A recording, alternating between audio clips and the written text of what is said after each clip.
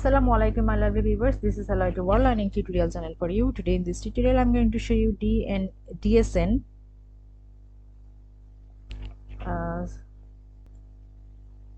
So DNS server assignment settings in Windows 11. So for this case we will go to the settings options here and click the settings. In this settings and network and internet section, Ethernet.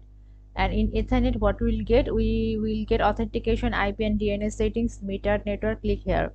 See the DNS server assignment automatically DHCP. So if you want to change these things, so click here, edit.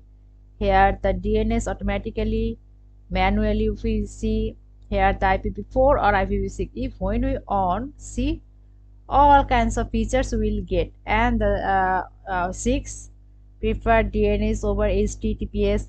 See, in this way we can do settings all the things and we will do the save.